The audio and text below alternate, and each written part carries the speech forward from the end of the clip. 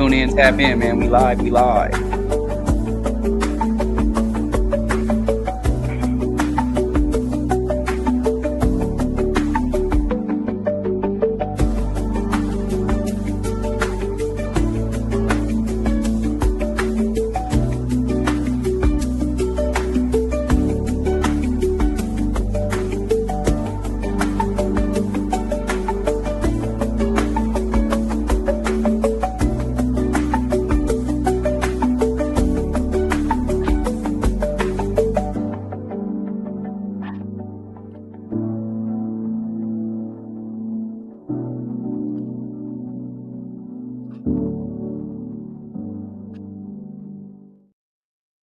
Hello, everybody, and welcome back to the Flip Dot Show. It's your host with the most, King Truth, Hosenberg, Benny Bo, the one with the word, the one with the flow.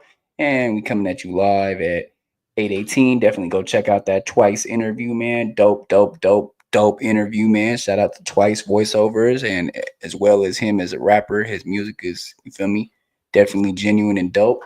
HMT Tray charged for killing WizDaWizard, and there is the indictment with the Libra Sig and all that going on right now. This is the first video we're gonna check out with them breaking it down, and we're gonna come back at you about how savage they are.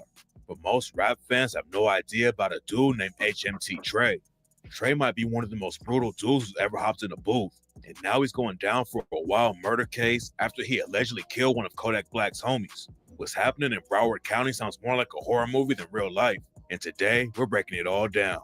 Back in 2021, Kodak Black's homie WizDaWizard was found dead outside of a crib in Hollandale Beach in Broward County, Florida. Somebody was just taking their dog for a walk when they found Wiz's body in the front yard, but the cops say that's not where Wiz died. According to them, Wiz was killed somewhere else, and then his body was dumped there after it went down. The situation was crazy, and rumors were flying that Wiz's body had been chopped up and somebody cut off his head. That all turned out to be cap, but Wiz's death was still brutal. Nobody knew who was involved with the hit for a long time, but now HMT Tray has been officially booked for killing Wiz, and the story behind the scenes is crazier than anyone ever expected. HMT Tray isn't the only dude who's wrapped up in the case though. The cops booked Tray's homie Liberia Sig and 6 other dudes for a crazy murder spree that goes back to 2021.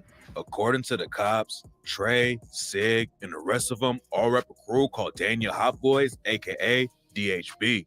The crews in Broward County get confusing, and a lot of them are mixed up and have dudes repping more than one set. But right now, the cops are saying that everyone in the case reps DHB. Trey's homie Sig is allegedly from Liberia and not Dania. But according to sources, Dania and Liberia are basically the same because they're so close. DHB's been active for a long time, but the cops really started putting pressure on them in 2024 after they were allegedly involved with a brutal murder at a Best Buy. In January 2024, a teenager named Terrence Farrington went to Best Buy to get some Ring cameras. Terrence was a star football player, and some sources claim he wasn't even in the streets. But when he came out of the Best Buy, he walked into a shooting and died at the scene.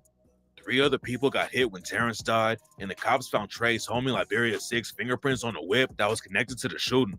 The cops are calling Sig the leader of DHB, and after they found his fingerprints on the whip, it broke their case wide open. Sig, Kavarius Johnson, and Gerald Charles were allegedly the ones who pulled the trigger on Terrence Farrington, and when the cops started investigating them, they had no idea what they were about to find out. 10 months after Terrence Farrington was killed, the cops booked Sig, Trey, and the other 6 alleged DHB affiliates for 8 murders and 12 attempts. Right after Terrence died, another teenager named Johnny Henderson got shot and killed on the 3600 block of South University Drive. Johnny was sitting in a whip with his girlfriend when someone pulled up and tried to kill both of them. Johnny's girlfriend got hit up and survived, but Johnny tragically didn't make it out alive.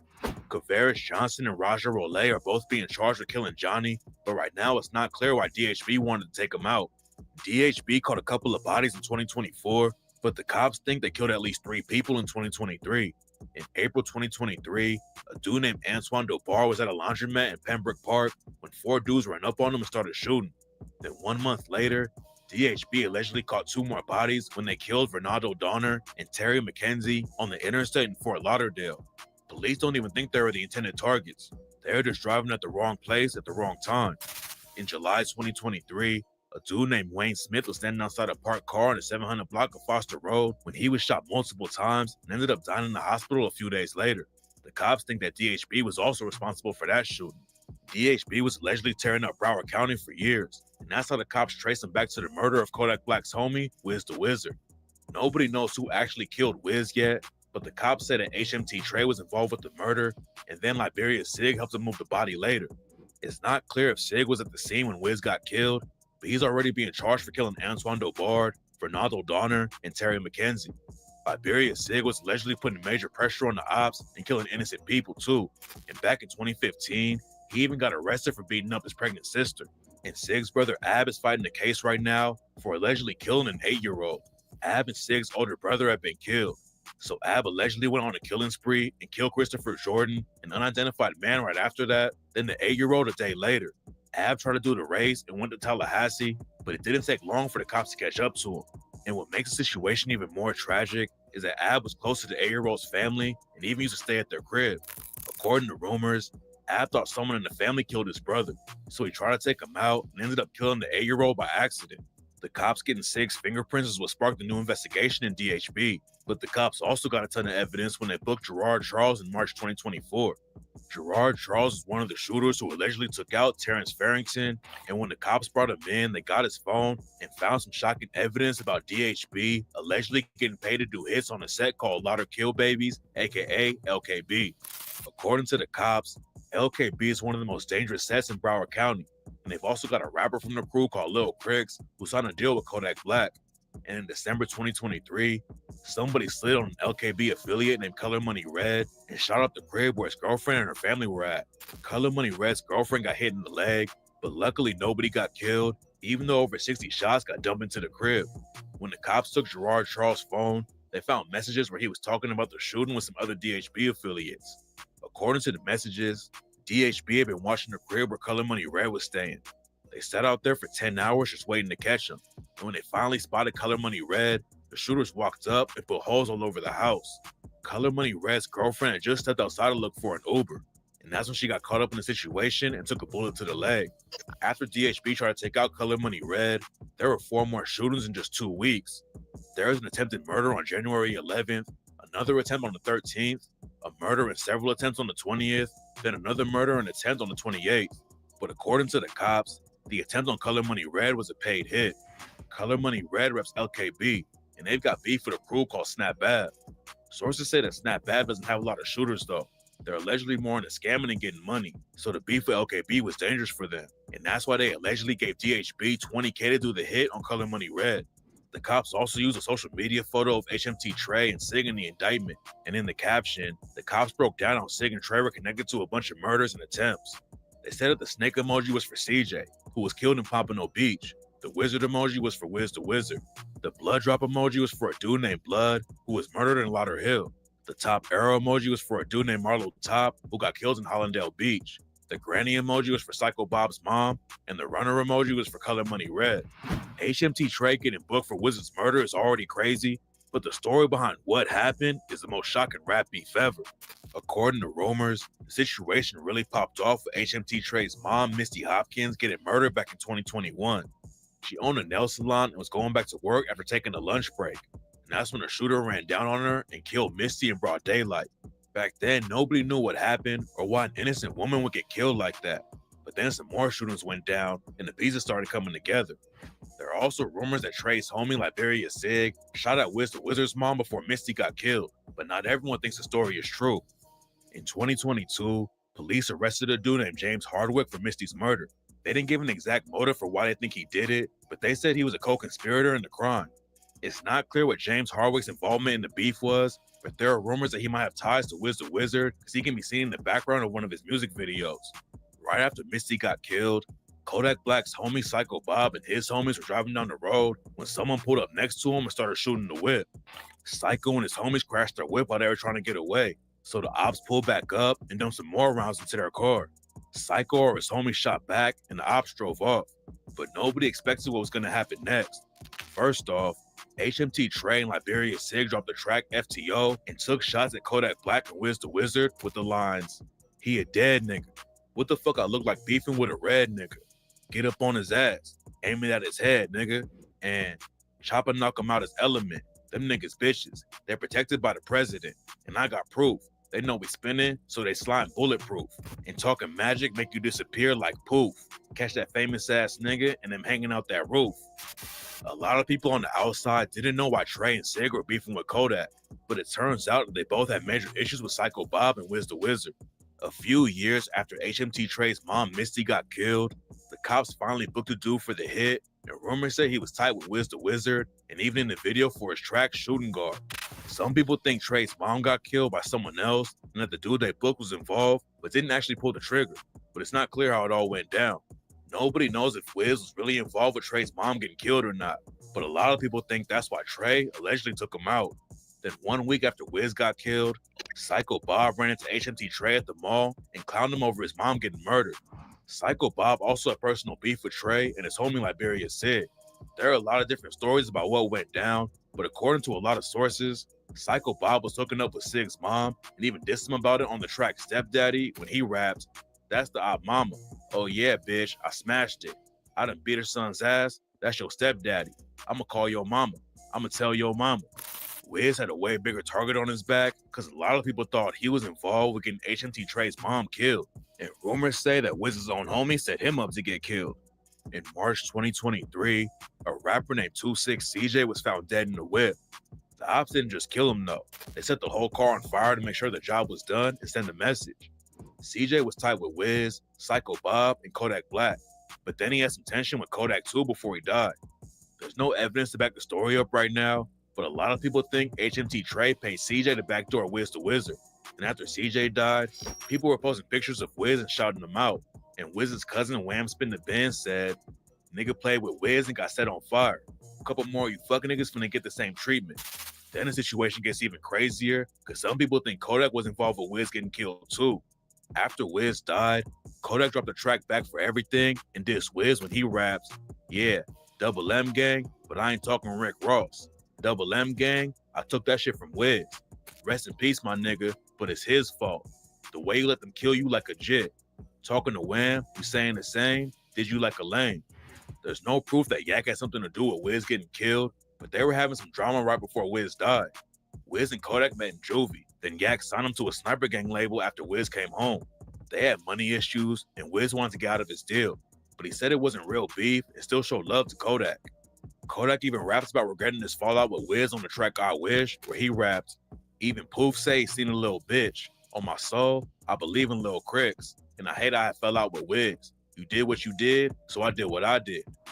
A lot of people don't think Kodak was involved with the Wiz murder, but even before CJ got killed, there were tons of rumors about him backdooring Wiz. CJ getting killed and burned like that was crazy, but then the situation took another brutal turn. Psycho Bob had been locked up on a gun charge while a lot of the drama was going down, but that doesn't mean his family was safe from it. And just a few months after CJ's body was found, somebody murdered Psycho Bob's mother, Dorothy Smart. Dorothy was found dead inside her van outside a house on the 200 block of Northwest 30th Way in Fort Lauderdale. News about her death hit the internet after someone posted a video to Instagram of the crime scene with the caption, "Someone just emptied a clip on Psycho Bob's mom." And after the news broke, HMT Tray's homie Hatch did Psycho Bob and wrote, "I heard a lady was about 50, got hit up with them switches."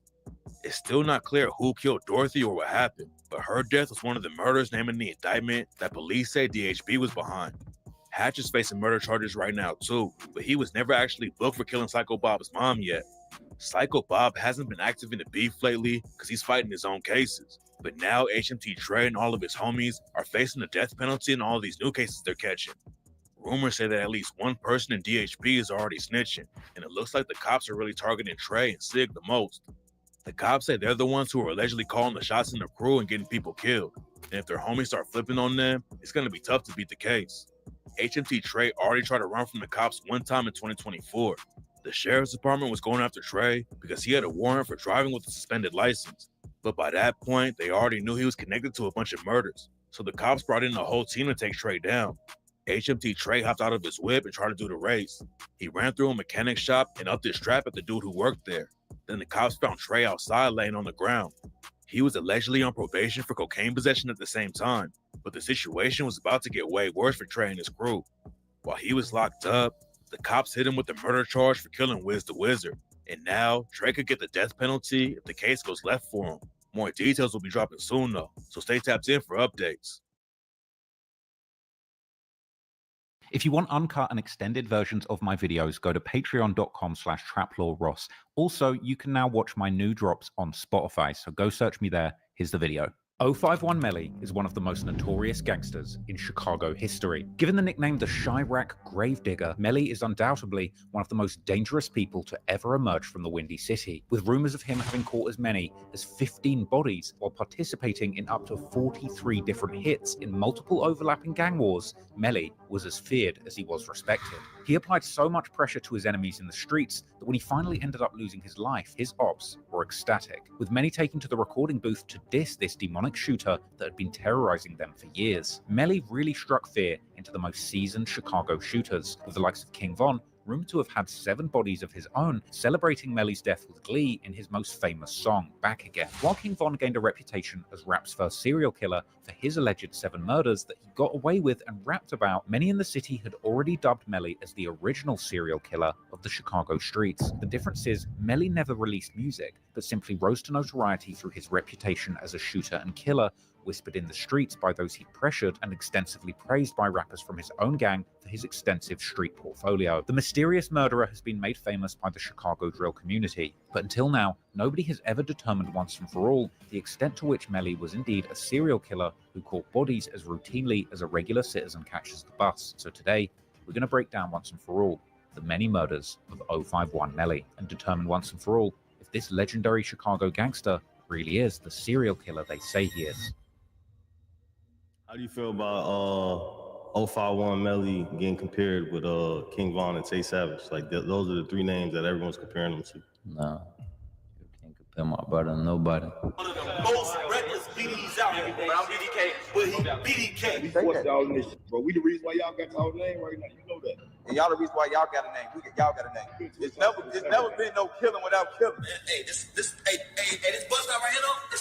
This a real famous place. It's crazy because Melly got this reputation. He ain't never even dropped any music, but everybody know him. That's a free girl and bond. Freedom though. I'd rather them dead than in jail. But she be tripping, like, you know, she be sad. Like, she don't be having that much playtime sometimes. You was just saying I'm the youngest in charge though. I've been the youngest in charge for some years now, you know. You scared of the dark? I'm one of them type of guys that be in the dark waiting for you when you gotta go pee at night. You had just lost an artist that you just signed to OTF. So this is like the second time in 6 months.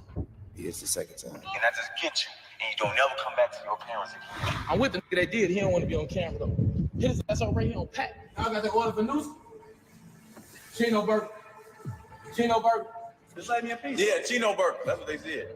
I got shot 2 weeks. He expired. You want me to read you a bedtime story and tuck you in? From 600. I thought they was extinct on Sugar Grade. When he walked down the dark alley, he didn't make it to the other end of the alley. 5 o'clock in the morning, still outside, me and my 2. Who they were the police? Y'all know damn well y'all won't finna catch me. Man, they just killed y'all. Who allegedly killed Melly, got charged 0078. Is that someone you friends with? Okay. Like I said, 44K, 46K, 300K, 600K. Getting that Melly weight, getting that ring. We'll make it. We'll make it to 100 years, yo. I'm gonna be one of the last ones standing. Yeah, you know how to move.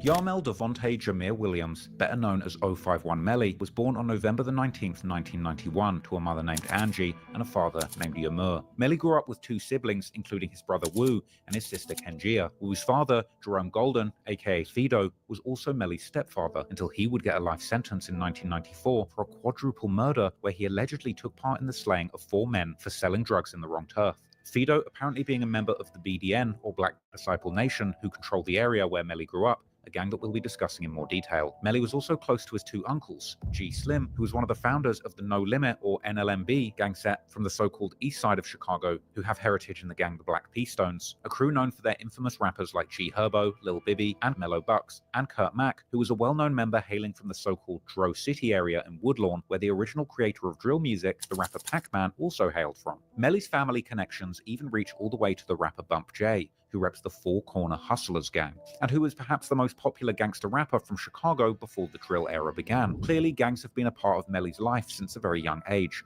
but interestingly, Melly's family connections could have taken his life in a completely different route than it ultimately did. Because while Melly has become known as one of the deadliest rivals of world-famous rappers like Lil Durk and King Von, they actually grew up in the same areas and circles. Melly spent his early years in the Randolph Tower, also known as the Calumet Building or simply the Met Building, a large public housing project located at 6217 South Calumet Avenue, only a block away from the infamous O Block, aka Parkway Gardens, which guys like Chief Keef and King Von would later begin to claim. Randolph Tower was known as one of the biggest Black disciple strongholds in Chicago during the 90s and early 2000s.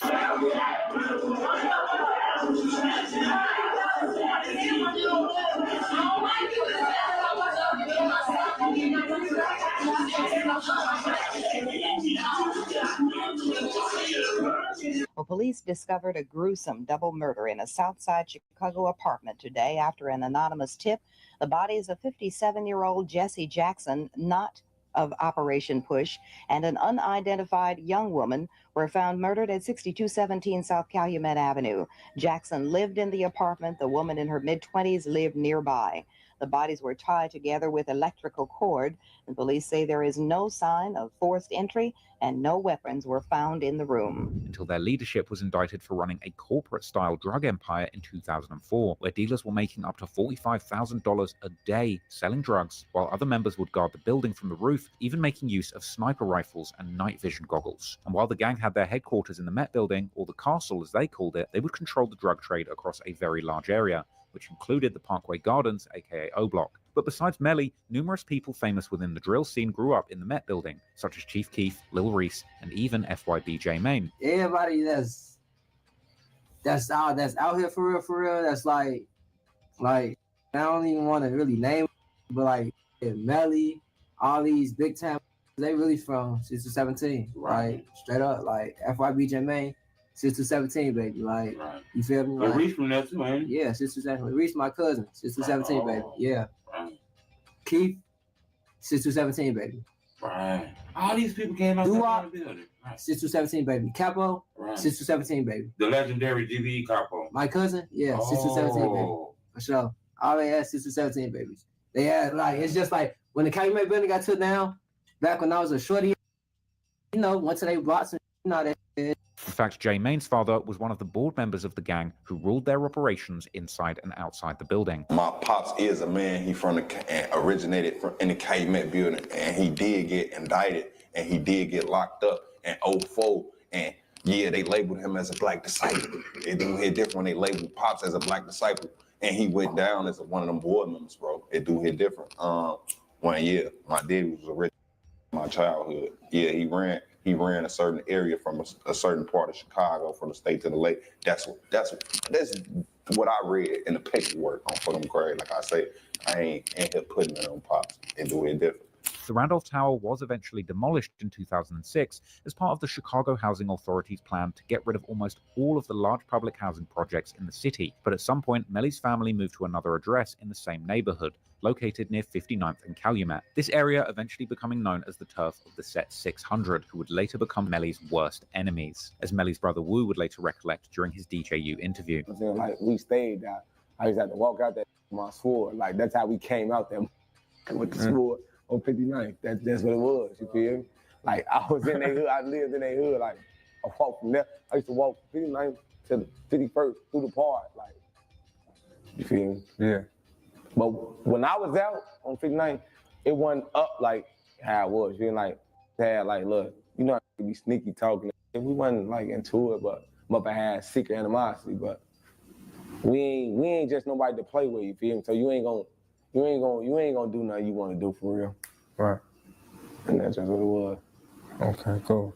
Although Melly would seemingly keep living in the area for some time, he would ultimately become close with kids from the opposite side of Washington Park who hung around the 51st Street and were part of a gang set known as 051 Young Money, who were primarily identifying as Mickey Cobras. Melly is in fact the same generation as the older founding members of this gang, such as Carlos Merrill, aka Lil Los, Lance Youngblood, and Isaiah Walker, aka Zico, who were all killed in 2008 when Melly was still in high school. Particularly the murder of Zico, who is often considered as the main founder of the 051 Young Money Gang, would play a role in defining one of Melly's earliest rivalries with the set known as 4-6 Terror, later named THF-46, whose member Aki Walton was actually convicted of Zico's murder. Having had 3 people close to you killed during just 1 year, before the drill culture would even escalate the gang rivalry in the city, is truly tragic, and it may partly explain why Melly would eventually turn into such a cold-blooded killer that he allegedly was. However, this was only the beginning for Melly losing people around him. In July 2009, 21-year-old Dominic Barnes from the 051 neighborhood would be shot and killed, which would years later lead to THF-46 member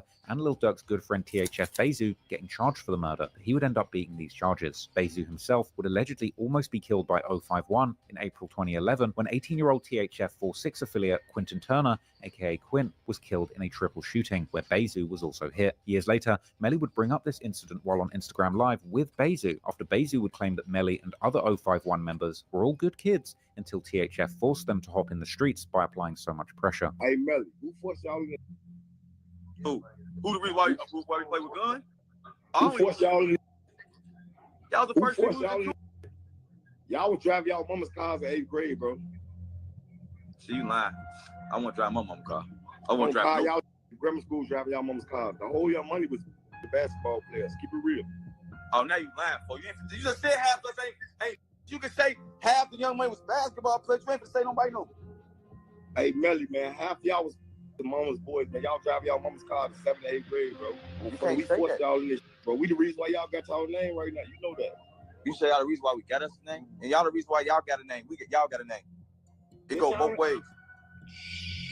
No, it go both ways. We can get back to that. I don't even give a damn. You want to start this one? It's gonna go both ways.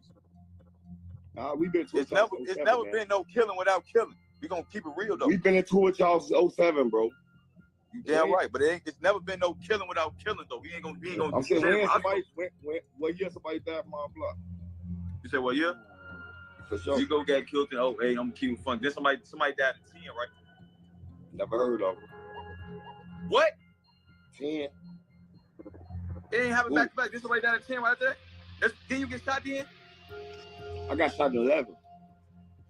All right, well, you got shot, right? Yeah. You got shot and then somebody checked, right? All right, we ain't gonna be. I got shot for sure. All right, look, we ain't gonna be doing it on the internet. That ain't for the internet.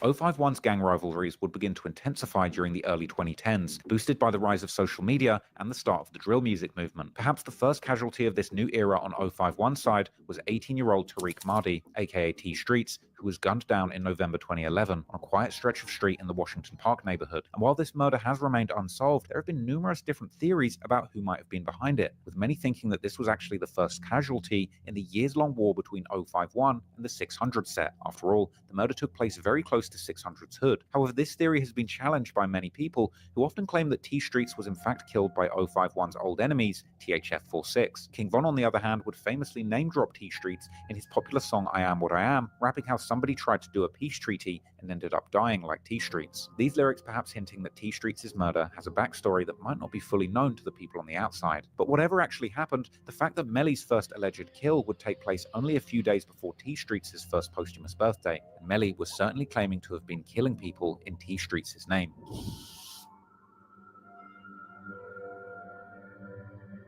On the 2nd of February 2012, 20-year-old Shaquille Rush, aka Shaq, was attending a party with his friends in the 600 set's turf. While Shaq wasn't seemingly actively involved in gangbanging, he lived in the neighborhood and was friends with many members of the 600 set. And in a picture allegedly taken on the night of the party, he can be seen with 600 members C-Day and Inky D dropping the 051 Y hand sign as a sign of disrespect to that set. Later that night, Shaq would reportedly leave the party together with a woman. They would walk through an alley on the 5900 block of South Calumet Avenue, where Shaq would possibly stop to take a leak. At this point, one or more people would appear from behind them and open fire, hitting Shaq once on the upper back while grazing the girl on the shoulder. Police and medics would then soon arrive to the scene, and Shaq would be transported to the Northwestern Memorial Hospital, where he would unfortunately succumb to his injuries. The following day, local news would report on the murder, stating how Shaq had been killed only 3 blocks away from his home on the 6000 block of South Michigan Avenue. But interestingly, Melly was was living, or at least had still recently lived, right on the 5900 block of South Calumet Avenue, where Shaq was killed. But that certainly wasn't the only thing connecting Melly to this murder, because afterwards, Melly would start a years-long campaign dissing Shaq, often taunting 600 members by mentioning how Shaq had been killed whilst he was taking a leak, and most famously in one incredibly dark clip,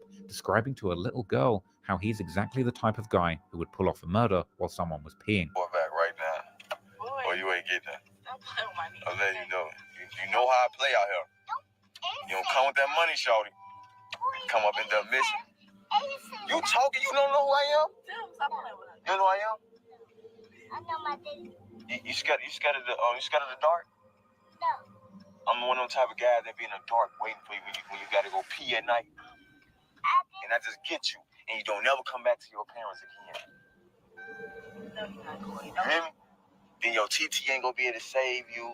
Your daddy, he gonna be crying somewhere like, man, she don't got nothing to do with me. Just take me. Still, some people close to the events have denied Melly actually being behind the murder, most notably 600 veteran Tay Capone, who has openly said on his YouTube channel that Melly actually wasn't the killer. Another person often connected to this murder is an 051 member called Kiddo, who has similarly dissed Shaq on many occasions, even tweeting, "Kill Shaq, then forget about Shaq," only a few weeks after the murder, with this actually being a play on Chief Keef lyrics from his 2012 hit song 300. But whether the killer was Melly or someone else, it seems that 600 clearly considered 051 to be responsible, as they would allegedly end up avenging Shaq's death only a few months later in June, when the only 14-year-old Antonio Davis, aka Fathead, who was one of the youngest members of 051, but had been hanging out with them since he was a kid, was walking to a store with his cousin in the Englewood neighborhood. An assailant would spot Fathead from a van before approaching him on foot and shooting him numerous times while standing over him. Nobody has ever been convicted of this murder, and in online spaces it's been a topic of intense debate for years now. But the Chicago police consider the case to be exceptionally cleared and committed by several people, most notably 2 members of the 600 set, Walter Smith,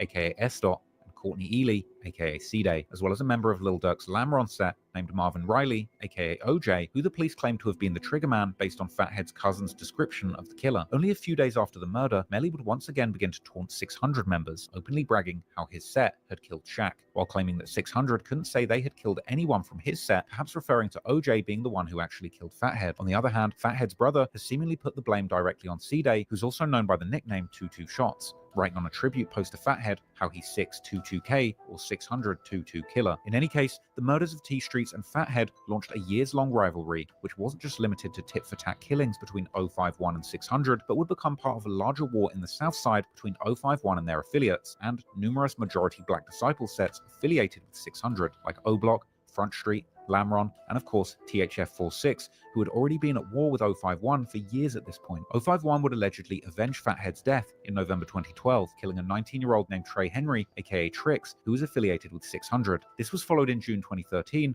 with the murder of 19-year-old Robert Allen, known as Lil Rob, or Beto, from the Lamron set. These murders have remained officially unsolved, but 051 has heavily claimed both, with Melly too implying that his set was behind these murders. Although Melly himself isn't often directly connected to these murders in online rumors, regardless of who had done what, 05 weren't done killing, and in September 2013, they would strike again, killing 17-year-old Leonard Anderson, better known as the up-and-coming rapper LA Capone from the 600 set. This was a devastating blow for 600, as LA was considered their most promising rapper, who had become increasingly close with other rappers in the community, like Lil Durk, who at this point had already signed a major deal with Def Jam Records and was rumored to have been in the works of helping LA Capone land a major record deal for himself as well.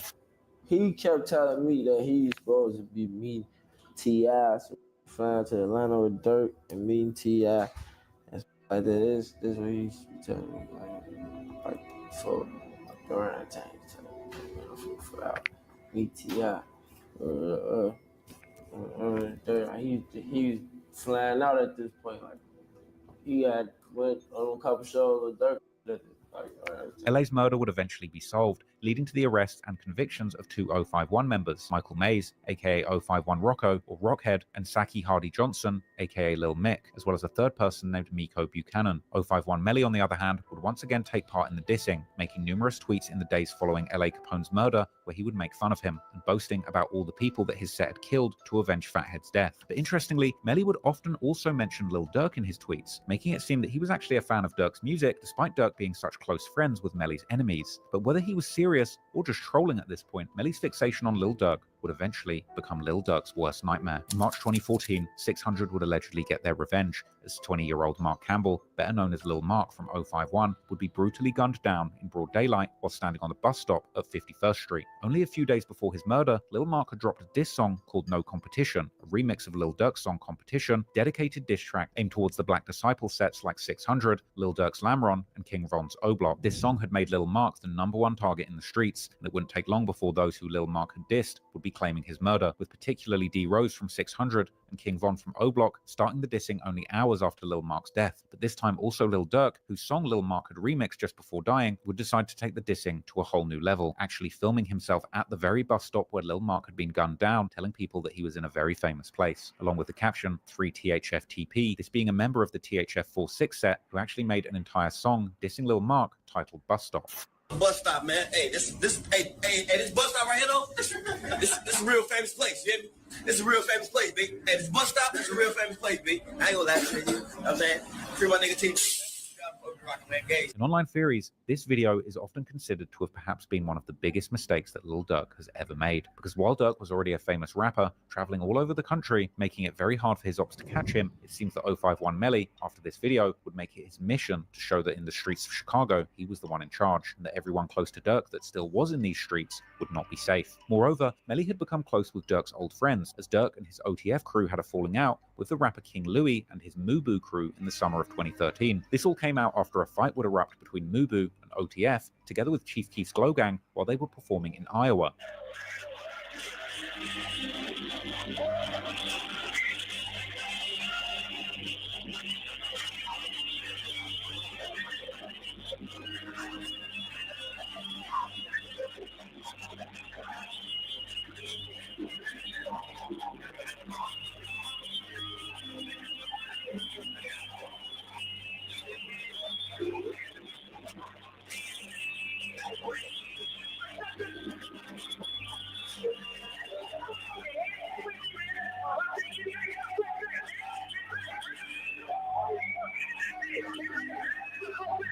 After this scuffle, Melly would become increasingly close with the Mubu crew's most infamous member, Mubu Crump, who DJ Academics would famously nickname the Chirac scorekeeper due to Crump's deep knowledge about the city's gang law and his propensity to partake in online drama. And now we're talking about the Chirac scorekeeper. Now, if you don't know who that is, a lot of people ask, who is a scorekeeper? Now, the person that's known as a scorekeeper is this individual that's known as Crump. Now, apparently, he's with the shits. He's a savage, but most notably, he's known for retelling hood stories on Twitter. And not only that, awarding victories. Now, he usually tells or keeps track of who the f is up, who's down, who's tied, who hit a buzzer beater, who hit a game-winning 3. He's keeping up with it. So if you want to know who the f got choked, this is the guy to ask. Crump had previously been very close with Durk and seemingly ready to crash out for him at any moment, but now he was one of Lil Durk's worst enemies, and with Melly's notorious trigger finger and Crump's infamous Twitter fingers working in tandem, things were about to get very dark for Lil Durk.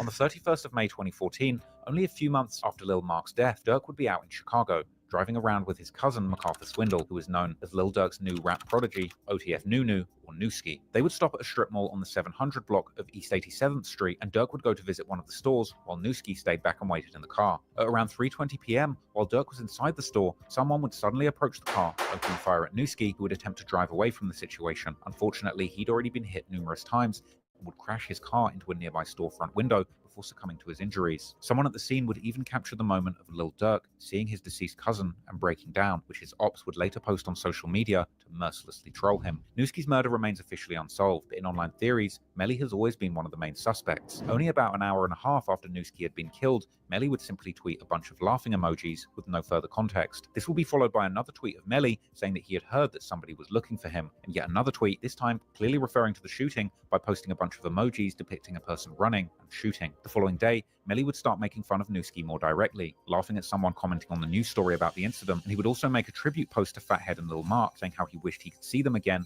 but that he has to continue turning up for them in the streets. Crump, on the other hand, had been going back and forth with Newski even before his death, with Crump calling Newski a fake gangster, and not long after Newski's death, Crump would let his infamous Twitter fingers loose, dissing Newski for being an internet gangster who had been talking tough online, but now would face the real consequences. But Crump wasn't satisfied with just tweeting, and eventually, he would even post a video of himself at the murder scene, even saying how he was there with the very person who killed Newski. He doesn't want to be on camera, which many have taken to be an obvious reference to 051 Melly. Them left Newski. They left his ass right here. You feel me? They left his ass up here on folks and them tweaking. Buying some shoes. Y'all see real niggas be up here though. Niggas play with me up here on folks in this building when be on the news. I look like Newski.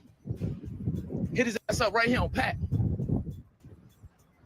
I'm with the that did. He don't want to be on camera though. Hit his ass up right here on Pat. They fuck my boy up. Right here, you feel me? Historic events. Y'all know I'm gonna bring y'all around this shit.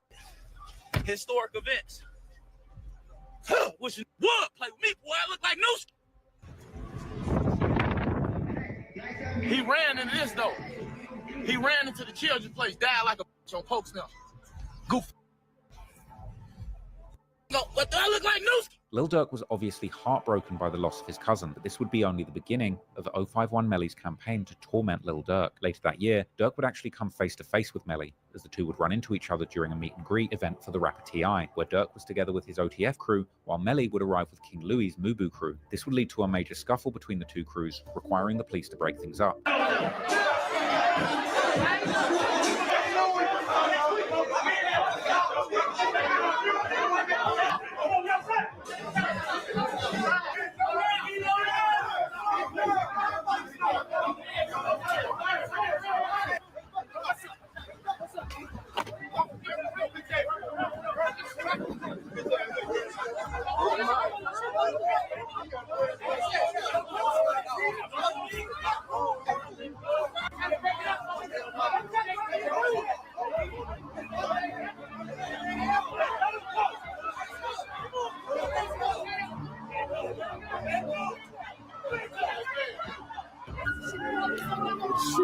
Yeah.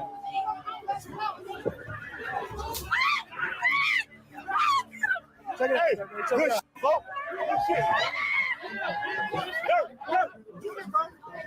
Hey, bro, the police said, come on, bro.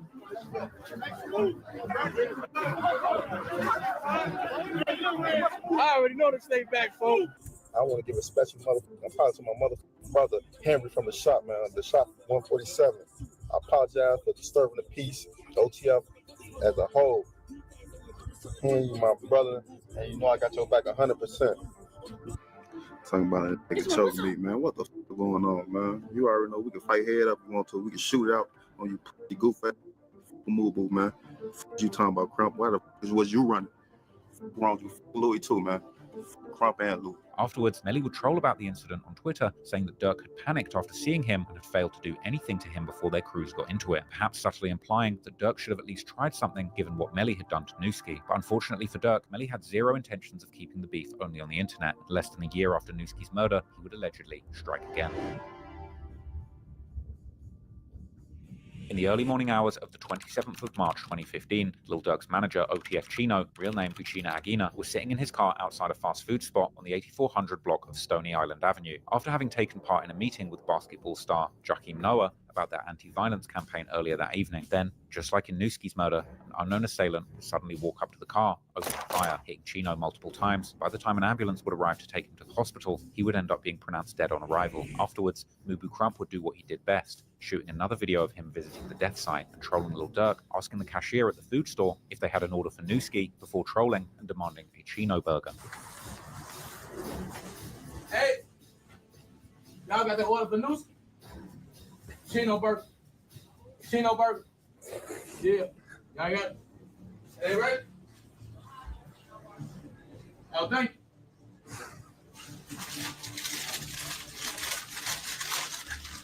Oh, Bill. So, y'all with that OTLK? Oh, man. Hey, this motherfucker focus as hell, man. Y'all, this shit ain't done, man. Y'all done put this shit back on the grill, man. This shit disgusting. A lot of The D, man. Yeah, shout out my nigga from D.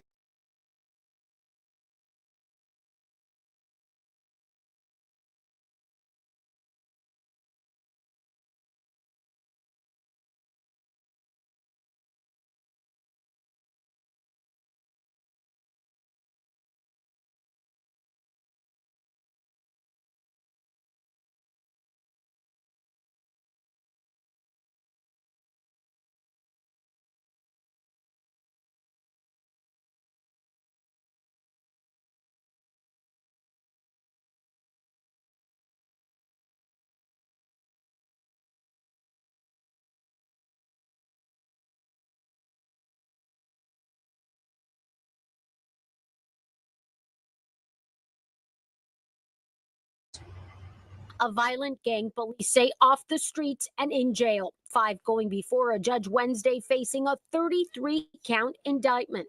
The investigation began. I'm gonna need in some more January people up in after this chat, 17-year-old man. Terrence Farrington was shot We need and some more killed people at a up in this. plantation Best Buy. Trayvon More Key people up in and this Kavaris chat, man. Come Johnson on, come charged with on, the come on. shooting death of rapper WizDaWizard or Wisdom Johnson back in September of 2021.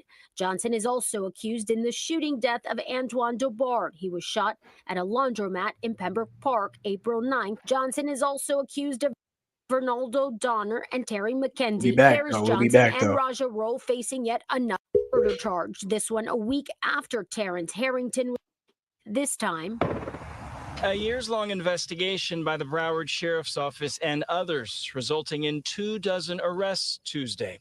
Investigators say the Allwoods gang operated primarily out of the Deerfield Beach area. Our community was crying out to us. They've all been arrested for first-degree murder. We will be reviewing them to see if we will seek the death penalty. This has been a long-running investigation that started in 2015. Florida, especially Broward County, has become a central battleground in the fight against violent street gangs, with law enforcement launching aggressive, multi-year crackdowns on organized crime. From local crews like the Dania Hot Boys and Alwoods, to national networks such as MS-13 and sex money murder prosecutors are using sweeping RICO indictments, joint task forces, and advanced forensic tools to dismantle entire criminal organizations. These investigations expose a common pattern: gangs blending drugs, guns, fraud, and targeted violence in a bid for control, profit, and reputation. What follows is a breakdown of the state's most high-profile gang takedowns in recent years, and how agencies are working across jurisdictions to bring Florida's most dangerous offenders to justice. a violent gang, police say, off the streets and in jail. 5 going before a judge Wednesday facing a 33-count indictment, which closes 8 cases and 12 attempted cases in Broward County. The investigation began back in January after 17-year-old Terrence Farrington was shot at a plantation Best Buy. They was buying ring cameras. Terrence came out, Terrence fell and died right there. In all, 4 people were shot, including 2 customers. The star football player was. Police now say Sigmund Brown, Kavaris Johnson, and Gerard Charles are responsible for the teen's death. Terrence was a student full of life and love. Print lifted at the scene led BSO's gang task force to one of the gang members, and that blew open this investigation. 10 months later, 8 now arrested, guns confiscated, along with Trayvon Key and Kavaris Johnson charged with the shooting death of rapper WizDaWizard or Wisdom Johnson back in September of 2021. Johnson is also accused in the shooting death of Antoine Dobard. He was shot at a laundromat in Pembroke Park April 9th, 2023. I see these 4 guys with black hoodies, and I looked and they started just unloading. They just started firing. Johnson is also accused of Vernaldo Donner and Terry McKenzie, both shot at while driving on I-95 in Fort Lauderdale, May of last year. Ferris Johnson and Raja Rowe facing yet another charge, this one a week after Terrence Harrington was killed, this time. I've been shot. Call my boyfriend. Johnny Henderson shot while driving in Miramar. All 8 facing serious charges that could land them in jail for life and or the death penalty. In November 2024, Broward County authorities announced a major RICO indictment targeting the Dania Hot Boys gang, also known as Grand Mafia. A joint task force, including the BSO Gang Investigations Unit and the State Attorney's Office, charged 8 alleged members ages 16 to 30 in a sweeping 33-count indictment. The charges span a wide range of violent crimes committed between 2020 and 2024, including multiple first-degree deletions, attempted deletions, armed robberies, and weapons offenses. Investigators allege that the gang's leadership, including suspects Sigmund Brown and Gerard Charles, coordinated these acts of violence to expand the gang's influence and maintain internal loyalty. The Hot Boys reportedly operated through several affiliated cliques, such as Junior Mafia, Go Getters, and Family Forever, and funded their criminal activities through firearms trafficking, financial fraud, and coordinated attacks. According to Plantation Police, the shooting occurred just after 8 p.m. on Saturday outside of the Best Buy located at 12301 West Sunrise Boulevard. 4 people had just exited the store when they were approached by a group of individuals in the parking lot. That group began shooting, striking 2 of the people who had just left the store. According to Mr. King, Terrence was one of them, and he died from his injuries. Police say they were targeted. 2 bystanders were also shot. The 3 survivors were all stable when taken to the hospital. The indictment names multiple victims, including 17-year-old Terrence T.J. Farrington Jr., who was fatally shot outside a Best Buy in Plantation in January 2024. Yeah, police cleared this scene about an hour and a half ago at this point. This is the home where that man was found, but there are still a lot of questions left to be answered here. Namely, why did this happen and where was this man? Make their way into a crime scene after a man was found dead on a sidewalk Friday. Investigation. According to Hallandale Beach Police, a neighbor found the body around 6 a.m. in front of this home on Northwest 6th Terrace and 9th Court. It's unclear at this point if the man was actually killed there or if his body was dumped, but police say he did grow up in the area. Although law enforcement hasn't confirmed who he is, the victim has been identified on social media as rapper WizDaWizard. And as people gathered at the scene, some pushed their way under the crime scene. Developing stories involving rappers. Police in Hallandale Beach say a man was found dead in front of a home this morning. He's believed to be rapper WizDaWizard. Florida Highway Patrol says an alleged road rage shooting on I-95 also this morning led to another man getting at least 22 bullet holes to the driver's side of his car. That man is said to be rapper Spadum Gotham. That body was found early this morning in front of this vacant home. You can see those markers still remain on the floor, but this no longer an active scene. Police still remain investigating. A prior resident to the city of Hallandale Beach. While Hallandale Beach police have not confirmed the identity of the person found, multiple posts on social media claim the victim was rapper WizDaWizard. And early this morning, another rapper was shot. According to TMZ, Spadum Gotham is recovering in Adventura Hospital after being shot multiple times in a Miami road rage incident. FHP tells us the rapper was riding in a car and shot at least 22 times on the driver's side. The driver was shot on his hip, and Spadum Gotham suffered gunshot wounds to both legs. And 23-year-old rapper WizDaWizard Williams, found stabbed to death in Hallandale Beach in September 2021. A Broward County laundromat covered in bullet holes after an early morning shooting sent one man to the hospital. The shooter or shooters involved later running away. The crime scene unfolding just before 3 this morning outside of the Swift Coin Laundromat on Hallandale Beach Boulevard and 48th Avenue in Pembroke Park. After getting a call about a shooting there, police responded and found one man who had been shot, paramedics rushing him to a nearby hospital for treatment. They were right next to my truck. They were next to my door. They were sitting by my truck. I could look them all of them in the face. They were that close. This witness, who did not want to show his face, says he was parked at the laundromat when he noticed a group of men wearing all black walk up to the victim, who arrived on a bicycle. And I just looked up, and I seen about four, 5 fellas. They came running up, all in black. It was some Uzis or Mac-10s or something like that. And they shot about 100 times. This witness says it was obvious the shooters were clearly targeting him. Don't take that many people to try to kill one person and shoot that many times. And they're just trying to make a statement.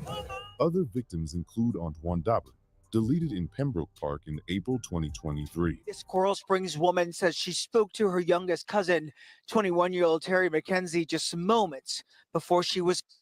Police seen in this surveillance video speeding to the scene on the Sunrise Boulevard ramp to 95 northbound just before 2:30 Tuesday morning. Officers finding this white Mercedes SUV covered and bullet holes. Inside was Mackenzie and 23-year-old Ronaldo Donner.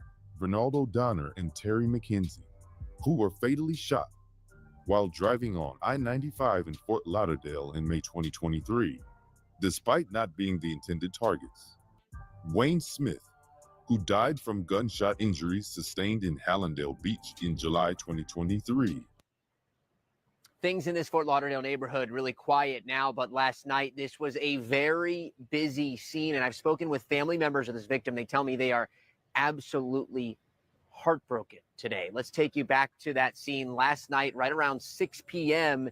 Fort Lauderdale police say they responded to the home on Northwest 30th Way and 21st Street, where we're standing right now. They found a woman shot in the front seat of a van right in the driveway here. The woman was pronounced dead on the scene, and the detectives began their investigation, working the area for any evidence of what may have happened here or why this woman was targeted. Now, we have been able to confirm through family and neighbors, this woman was named Dorothy Smart. She went by Diddy. Neighbors say she was a lovely person, an absolutely great person to be around.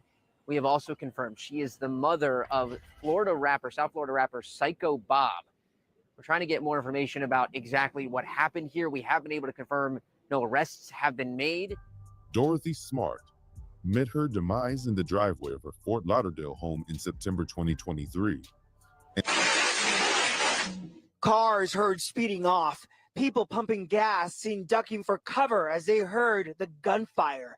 17-year-old Johnny Henderson was sitting in his car behind the wheel at a traffic light when he was shot to death. Happened just before 8 Sunday night. Henderson was in his car with his girlfriend going south on University Drive just north of the turnpike. Both were hit by bullets, but the teen girl survived. Miramar police say they were shot at from multiple directions. The shooter or shooters drove off. Loved ones say Henderson was a junior at American Senior High School. A teammate and friend tells us he was just great. Great person, great football player, athlete. And 17-year-old Johnny Henderson, fatally shot while on a date in Miramar in January 2024. All 8 defendants have pleaded not guilty. If convicted, some may face life sentences or even the death penalty. The case marks one of Broward's most sweeping gang crackdowns in recent years. Christy, Alexis, so far, 9 MS-13 gang members who lived here illegally have been indicted or convicted on 4 different homicide cases that happened more than 10 years ago. U.S. Attorney General Pam Bondi saying even though these cases happened 10 years ago, local and federal agents have been working around the clock to find these men. They've all been arrested for first-degree. We will be reviewing them to see if we will seek the death penalty. This has been a long-running investigation that started in 2015. Investigations leading detectives to excavate a piece of land in Oakland Park that led to the recovery of one of the victims back in 2021.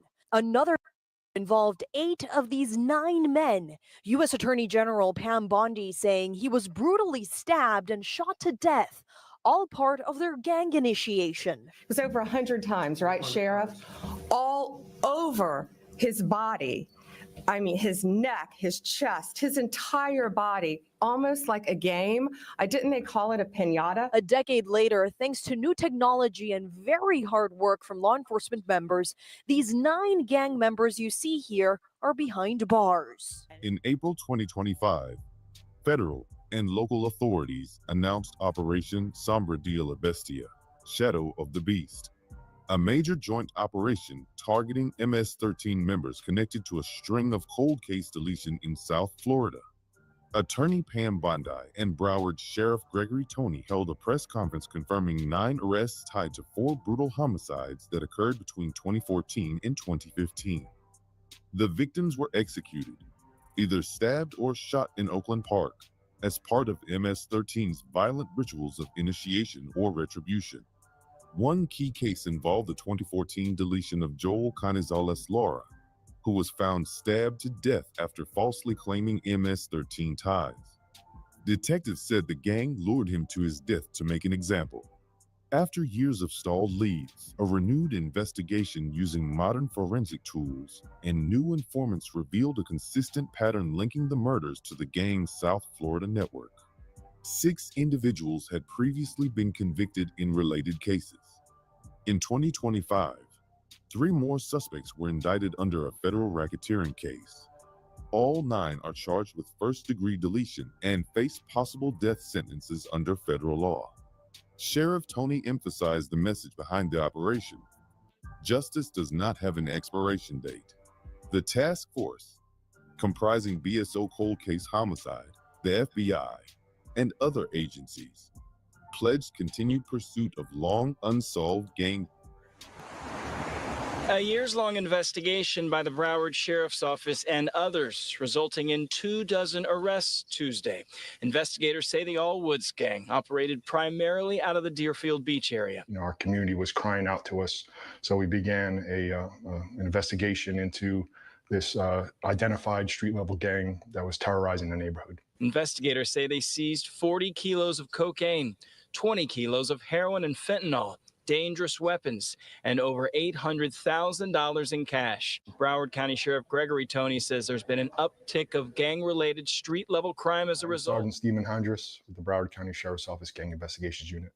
So today we concluded a multi-year investigation into the Allwoods gang. This particular gang had been involved in the distribution of large quantities of very dangerous narcotics. The Allwoods gang, described by law enforcement as a violent and prolific drug network, operated for decades across northern Broward County and into southern Palm Beach. In 2022, a 5-year investigation known as Operation Playing for Keeps led to the arrest of dozens of alleged members and the dismantling of the gang's leadership. The probe began in 2017, following a sharp increase in fentanyl overdoses and shootings in Pompano Beach and Deerfield Beach. Authorities served multiple search warrants and ultimately indicted nearly 24 individuals on state RICO charges, including drug trafficking, racketeering, and conspiracy to commit deletions. Luxury vehicles and jewelry seized pushed the total value of recovered assets to more than $1 million. Florida Attorney General Ashley Moody reported that members of the Allwoods gang had been linked to hundreds of criminal cases, including drive-by shootings, robberies, and a fatal fentanyl overdose. In total, law enforcement arrested over 70 individuals associated with the gang and filed more than 100 related charges, delivering a major blow to the group's drug distribution network. The indicted suspects are currently awaiting trial. In April 2025, the Broward Sheriff's Office announced the results of a sweeping, multi-agency investigation into the violent street gang known as Sex Money Murder. The 3-year probe, led by the Gang Investigations Task Force, focused on senior-level sex money murder operatives believed to be coordinating gang activity across Florida. Detectives launched the effort after learning that 2 high-ranking sex money murder leaders were hiding out in Broward County. Between March and April 2025, authorities executed a major warrant roundup that resulted in the arrest of 10 individuals on racketeering and related charges. 4 of those arrested were residents of Broward County, hailing from Pembroke Pines, Lauderhill, and Dania Beach. According to investigators, the gang was engaged in a range of serious crimes, including trafficking firearms and drugs, running financial fraud operations, orchestrating gang activity, and conspiring to commit.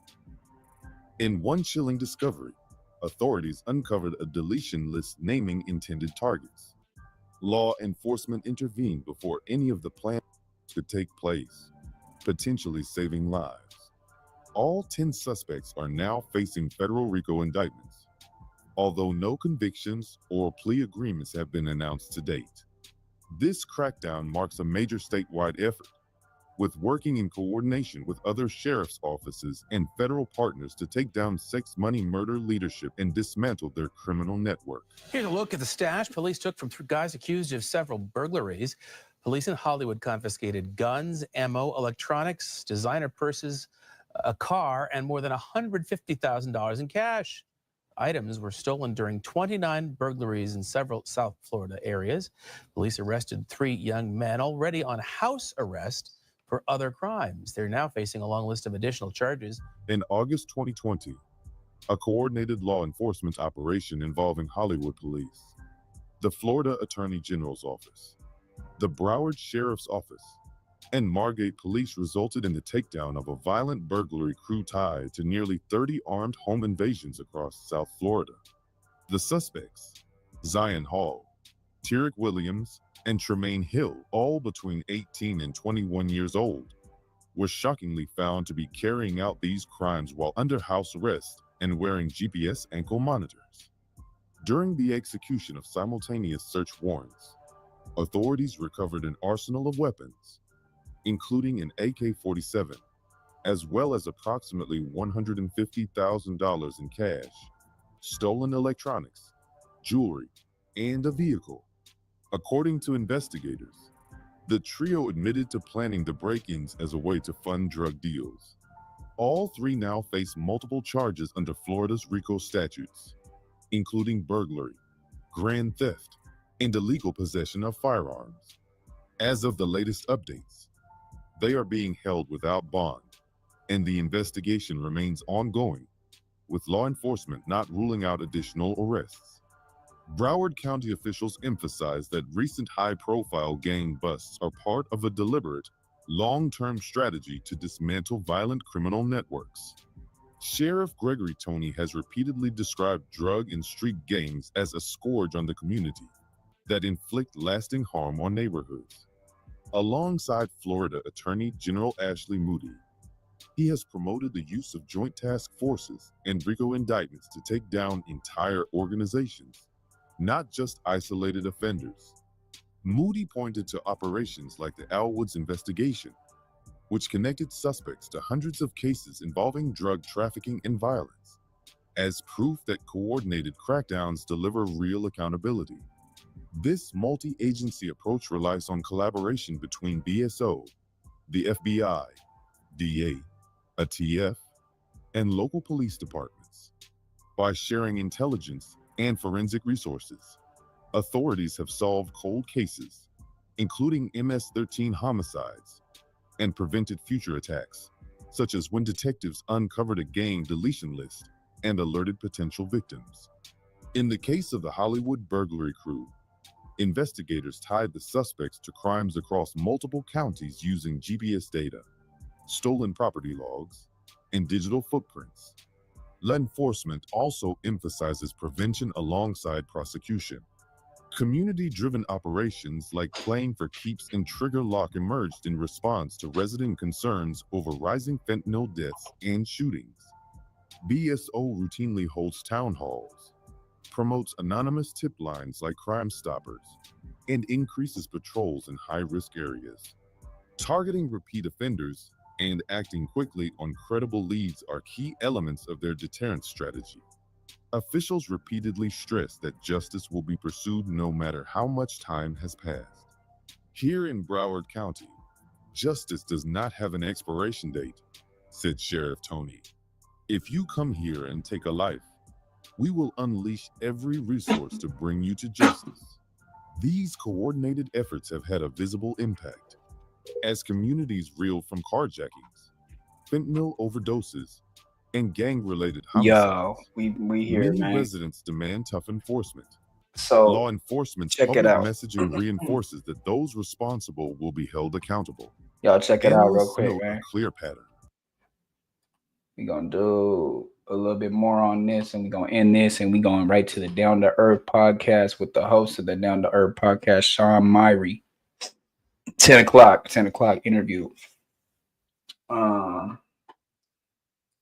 Yeah, come on, hold on real quick.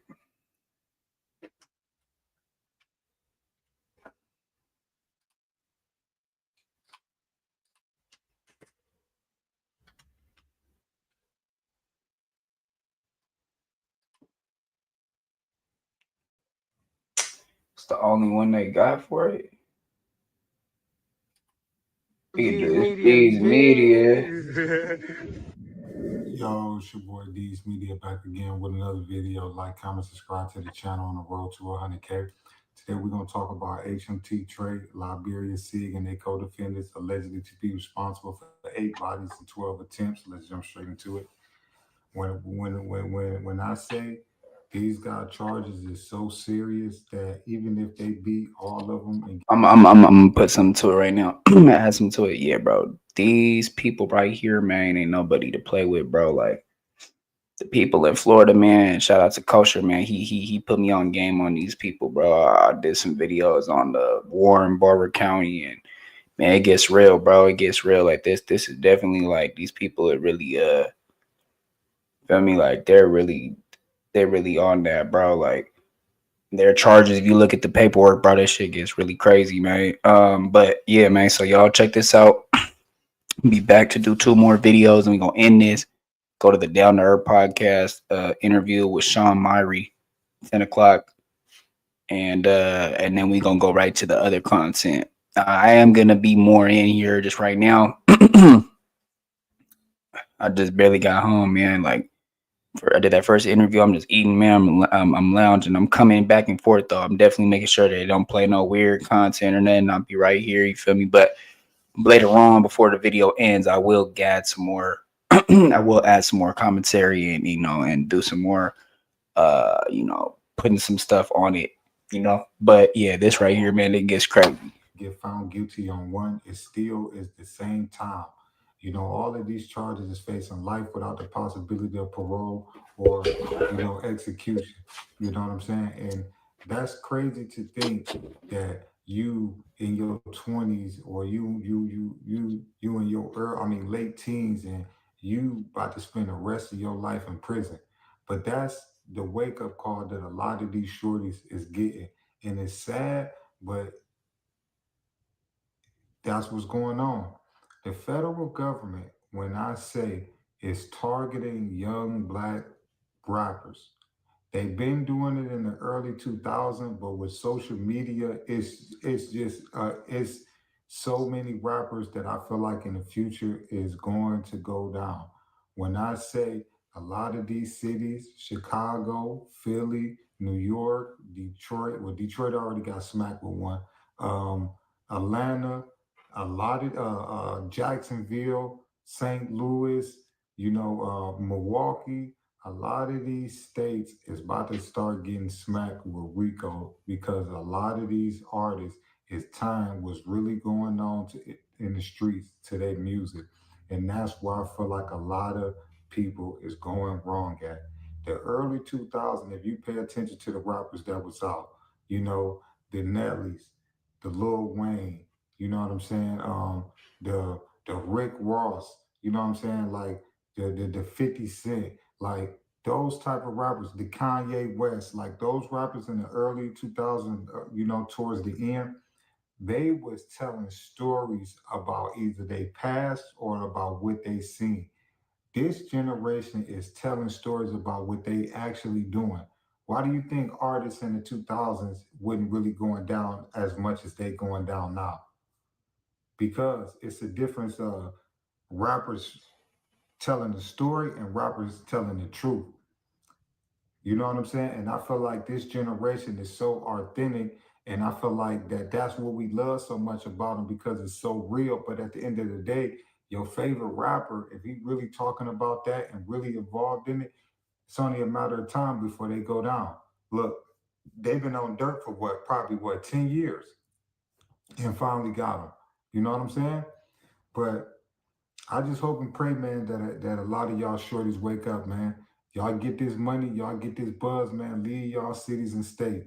But all this trying to be the mans and put switches on the block and still chilling the hood and doing all of this, and you trying to create a gang and start going by this and that, bro, you ain't doing nothing but creating a RICO. You know what I'm saying? And y'all just gonna see, man, over the next couple of years, watch how many of your favorite rappers is about to start going down. When I say the feds is cracking down, and I know a lot of people gonna say, yeah, they've been doing this. Yes, they have. But I feel like since social media got an all-time high, I feel like they getting a lot of more evidence to build on people, because I just feel like a lot of people nowadays are just telling on themselves. And when you're dealing with the feds, bro, they will go back 20, 30 years. They'll sit on you for 15 years, man. They ain't coming for no 2, 3 years. No, when they come and get you, they want you to sit down for a long time, you know. But it's your boy D's Media signing out, man. But that HMT Tray and Liberia Sig and they co-defendants, man, just got smacked with a crazy RICO indictment in Florida, and it ain't looking too good for them dudes, man. You know, I can imagine that they lyrics, social media posts, a lot of stuff is about to be used against them. But when I say if the feds is knocking at your door and blaming you for these type of stuff, I can guarantee you they got a lot of information or evidence to back it up, you know. But I just hope, man, that y'all use this situation as a life lesson, man, you know, and not try to laugh and say, oh, them boys is, I hope y'all learn from for the people that's in the streets. I love y'all. Appreciate y'all for tapping in with me. Peace, positivity, network growth. Let's save these kids. It ain't never too late. We tore these communities down. Let's build them back up, man. I love y'all.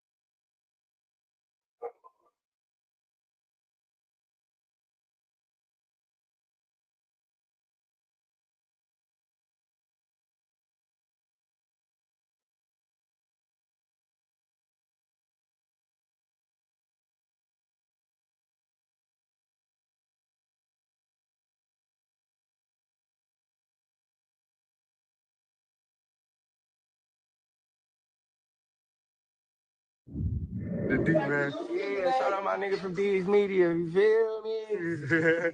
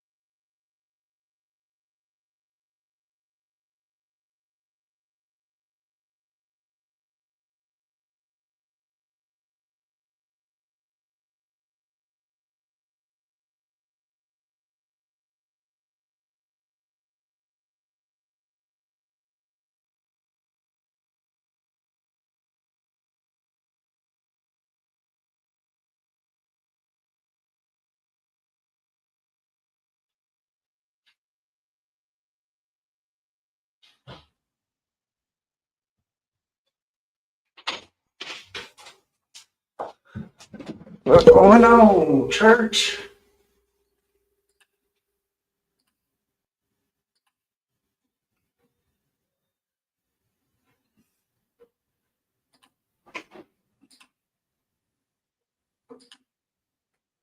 Pull out like I'm suave, showing shit without no lens.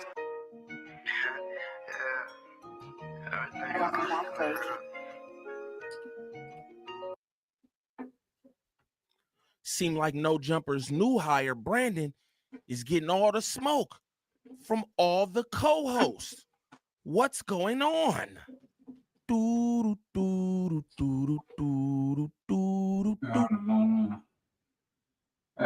don't know. It was too violent or something. Too violent or something.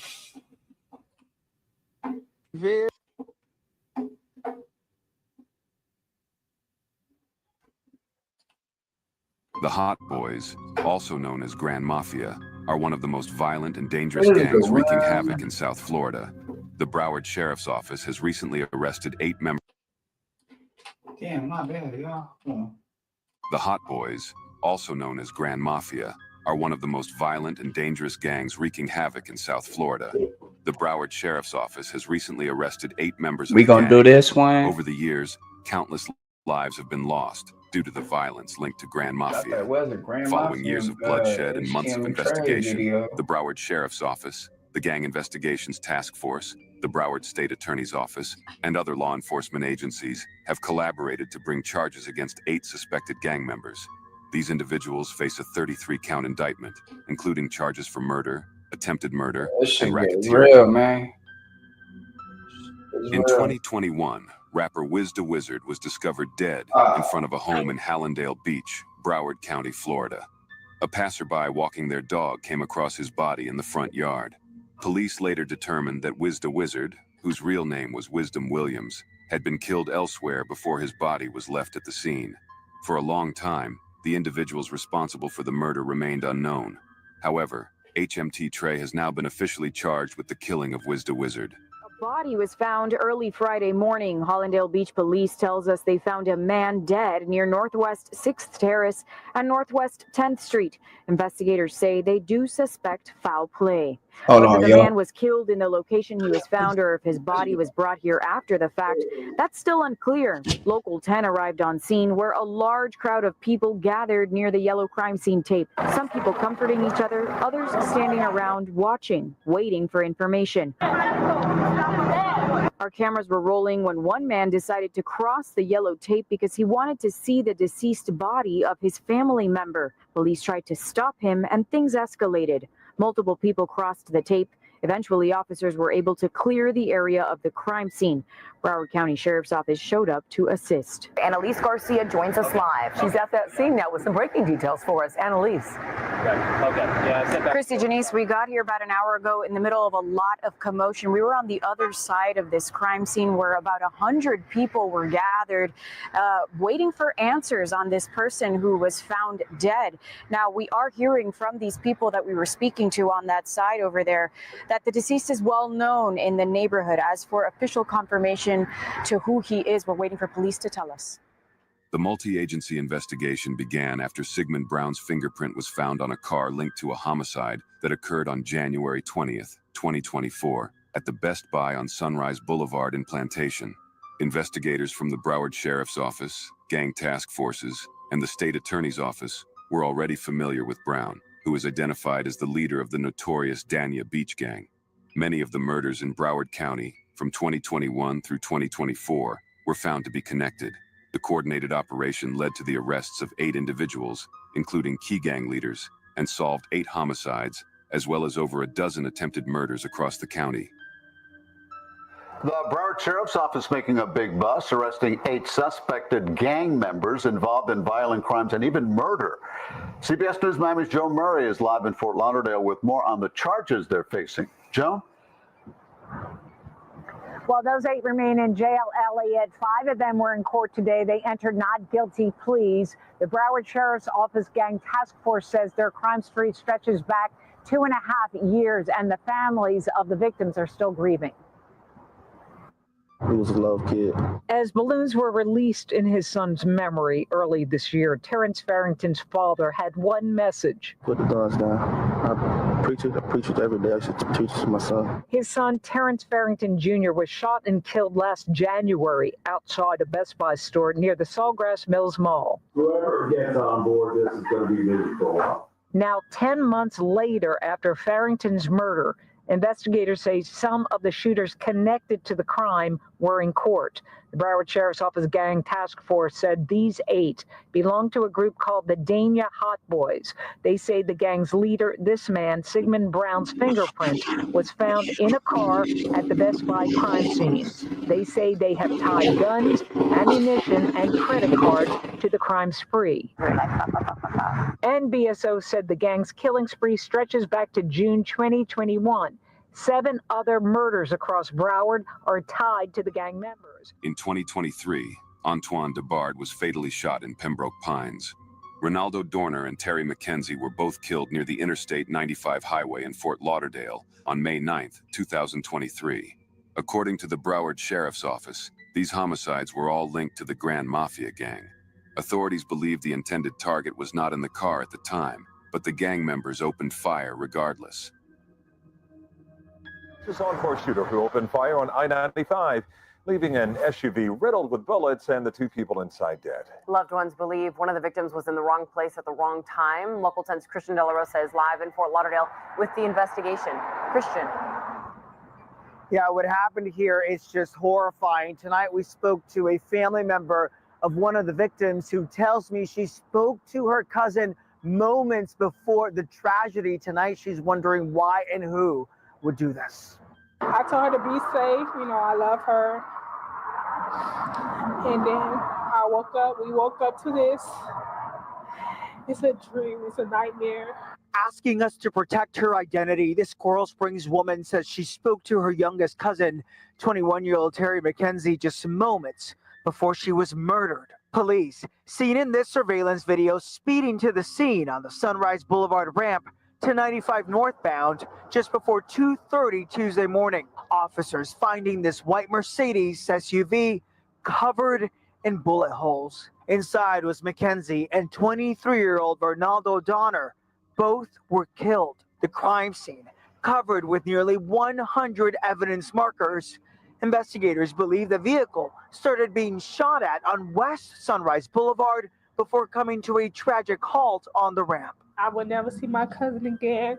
McKenzie's family telling us they only knew Donner as one of Terry's friends. Terry was in a nursing program. Terry was the life of the party. Whoever did this, you broke our family. If you know that you did this and you know that, just turn yourself in.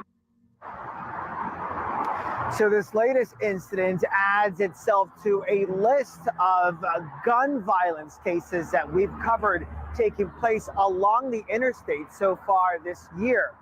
I can tell you investigators are still working on getting a description of the shooter or shooters and what may have been their getaway vehicle. If you have any information that can help detectives in this case, you're urged to call the Fort Lauderdale Police Department. Live in Fort Lauderdale, I'm Christian De La Rosa, Local 10 News. Wayne Smith, who was shot in Hallandale Beach, succumbed to his injuries on July 15, 2023. Dorothy Smart, the mother of popular rapper Psycho Bob, a close associate of Kodak Black, was shot and killed in the driveway of her Fort Lauderdale home. Now on to a deadly discovery after a woman was found dead inside a van in Fort Lauderdale. The back windows of the van appeared to be shot out. Local 10 News reporter Ian Margle is live with the latest on this investigation. Ian. Things in this Fort Lauderdale neighborhood really quiet now, but last night this was a very busy scene, and I've spoken with family members of this victim. They tell me they are absolutely heartbroken today. Let's take you back to that scene last night, right around 6 p.m.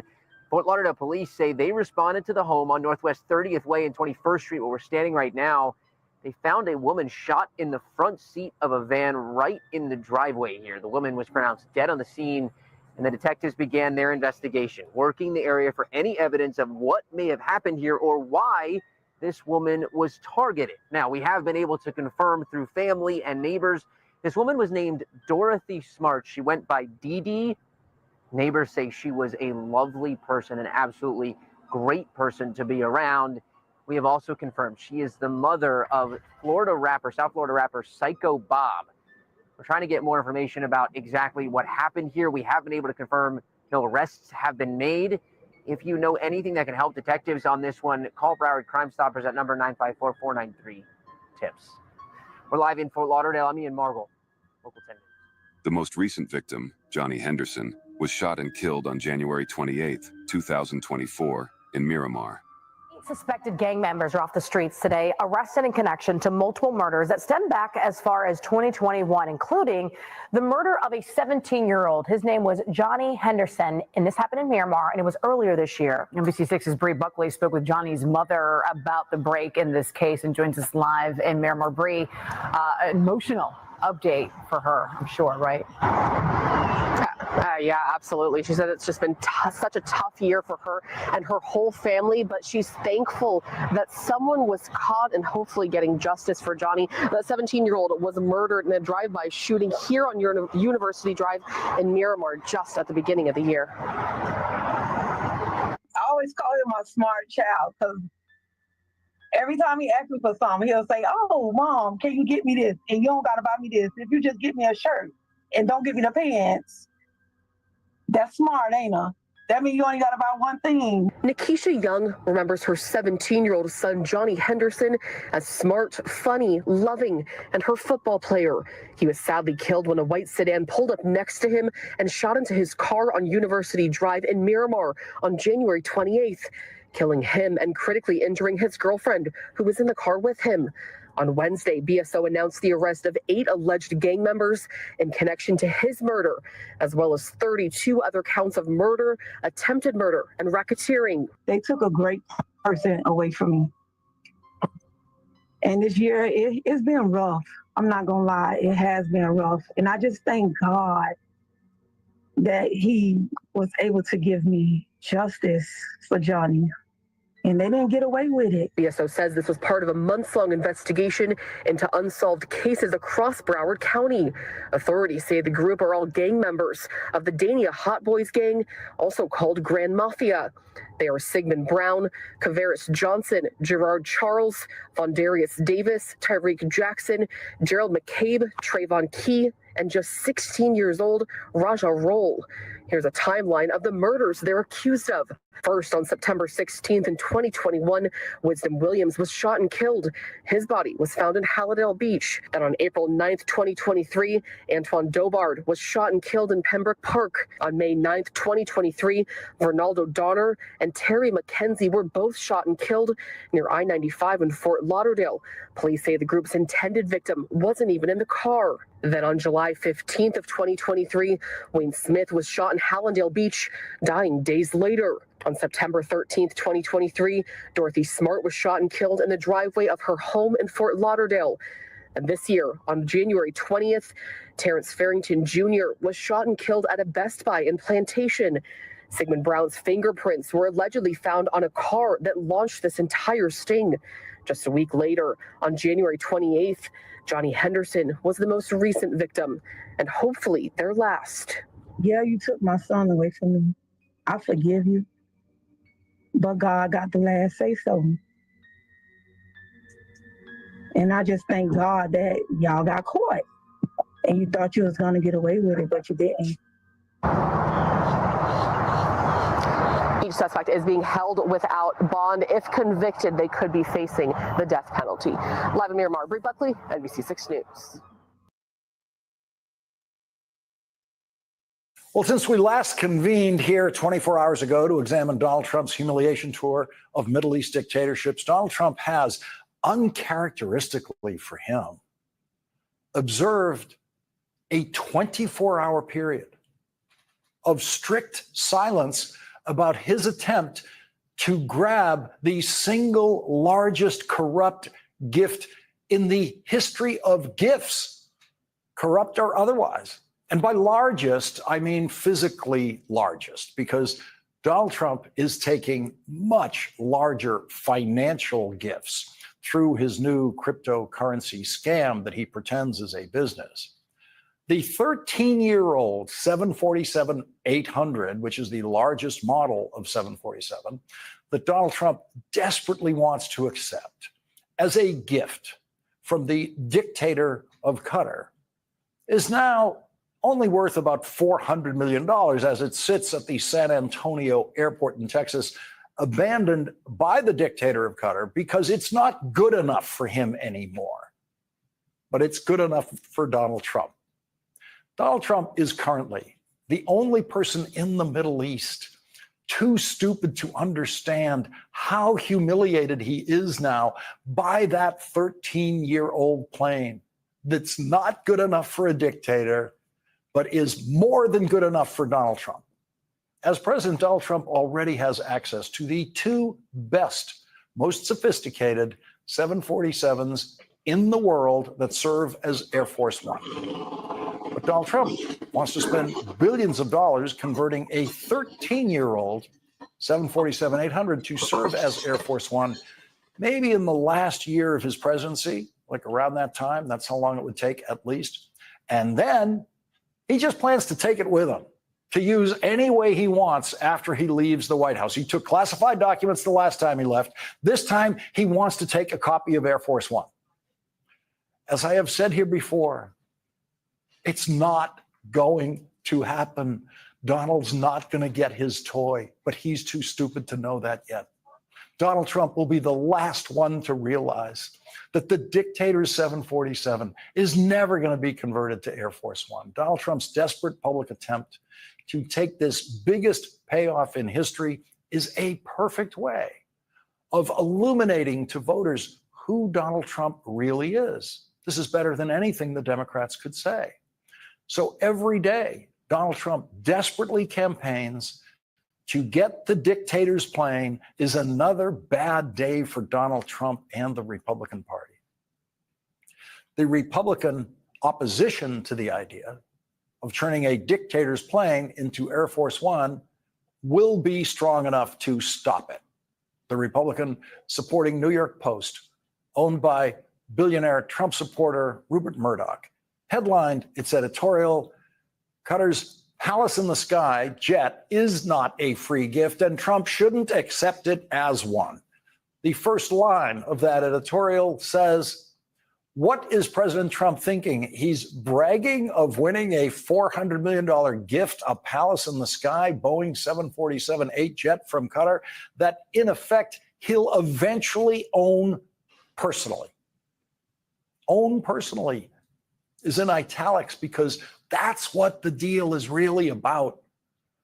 A lobbyist for the country and the dictator of Qatar, now serving as Donald Trump's Attorney General Pam Bondi, has said in writing that the scheme is legitimate because the dictator will actually just give the plane to the Defense Department, and then the Air Force will spend billions of American taxpayer dollars with Boeing to try to convert that plane to be a usable Air Force One. And then at the end of Donald Trump's presidency, the Defense Department will simply give the plane to Donald Trump's presidential library, which means Donald Trump will decide just who gets to fly on that plane after he is president, and we know who's going to fly on that plane.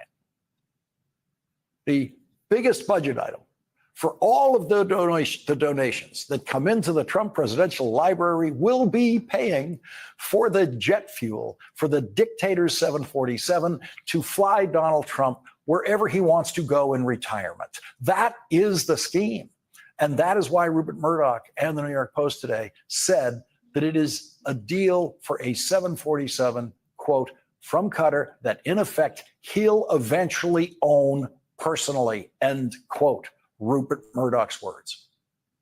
And Rupert Murdoch's New York Post is not buying Attorney General Pam Bondi's defense that it's not a bribe. The Republican New York Post says, quote, sorry, this gift is far from free. Qatar will surely expect something in return, and the optics are beyond awful, especially as Congress mulls hundreds of billions in Medicaid cuts. The Democrats in Congress exposing those Medicaid cuts and fighting those Medicaid cuts are the real beneficiaries of the gift the dictator of Qatar has decided to give. Because as Donald Trump, the Republican candidate for president, who promised not to cut Medicaid, is supporting cuts to Medicaid and the Affordable Care Act that will rob 13 million people of health coverage. At that very same time, Donald Trump is publicly begging for a $400 million gift for him from a dictator who has already given much more than that to support the terrorist organization Hamas. It takes Trump-level stupidity to create a political dynamic like that. One feature of Donald Trump's stupidity is that it apparently shields him from feeling humiliation, no matter how much humiliation is heaped upon him. There is an obsession of Donald Trump's at work here with this plane, and it is his size obsession. Donald Trump has been defensively and publicly obsessed with size ever since Kurt Anderson and Graydon Carter at Spy Magazine in 1986 coined the phrase short-fingered vulgarian to describe Donald Trump. As a presidential candidate in 2016, Donald Trump became the first presidential candidate in history to defend the size of his fingers and try to describe for us the size of something we cannot and don't want to see. He's really not that much of a lightweight. And as far as, and I have to say this, he hit my hands. Nobody has ever hit my hands. I've never heard of this one. Look at those hands. Are they small hands? And he referred to my hands. If they're small, something else must be small. I guarantee you there's no problem. I guarantee it. The lightweight who Donald Trump was hitting back at in that Republican primary debate is now Donald Trump's Secretary of State. And this is what Marco Rubio said about Donald Trump when he was running against him. Donald Trump is a con artist. I'll admit, the guy, he's taller than me. He's like 6'2", which is why I don't understand why his hands are the size of someone who's 5'2". Have you seen his hands? They're like this. And you know what they say about men with small hands? You can't trust them. You can't trust them. You can't trust them. And so we may have Donald Trump's size obsession to thank for the latest insanity he has visited upon our politics and the Constitution with his desperate attempt to take exactly the kind of gift that the Constitution says a president is not allowed to take. The founders of this country, who knew that there were kings across the ocean who would want to buy an American president's favor with gifts, wrote into the Constitution, the first law of the land, that a president is not allowed to accept any gifts from any kings specifically mentioned in the Constitution, or governments. They were all watching in 2016 when Donald Trump was defending the size of his fingers to Marco Rubio and whatever else he was defending in that debate. They were all watching. The dictators of the world were all watching that debate.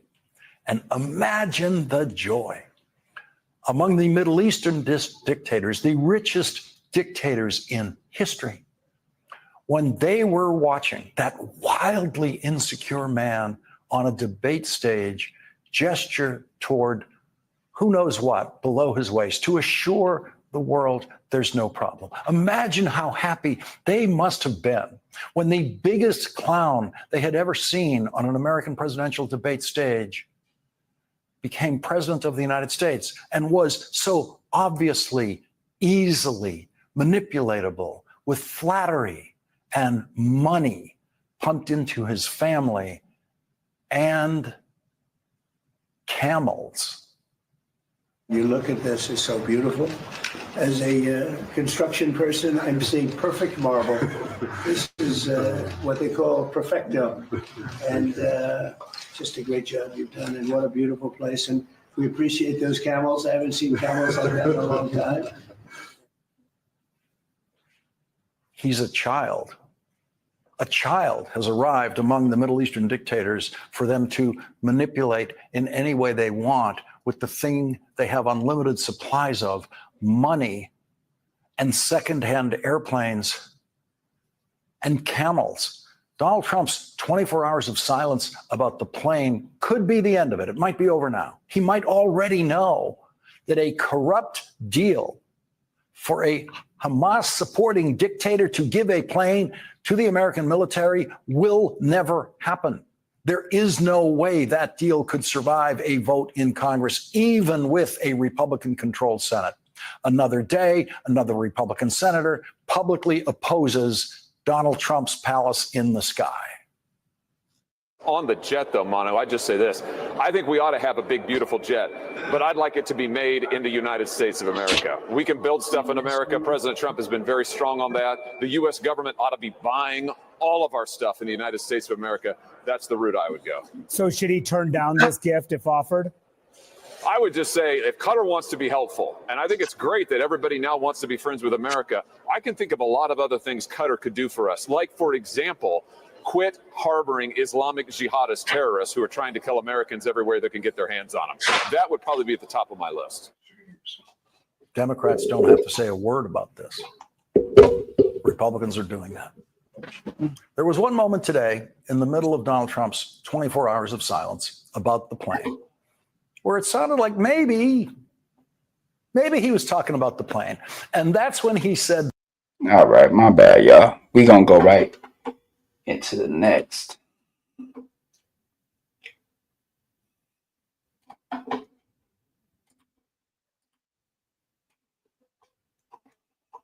gonna do one more clip.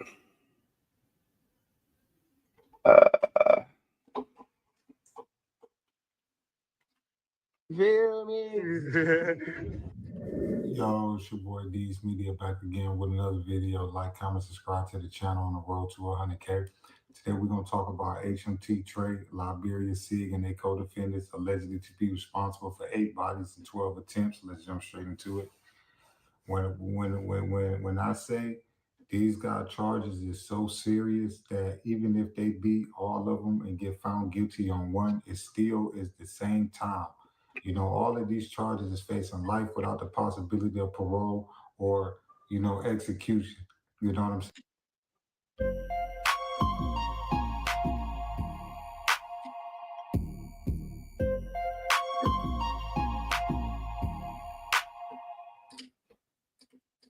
Hold on real quick, y'all. Actually, you know what? I think we ready for the interview. You say.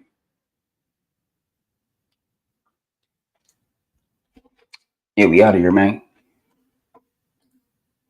We out of here, man. Until the next one, we gone. Peace. Thanks for everybody liking, comment, subscribing, hitting that notification bell so I could throw you.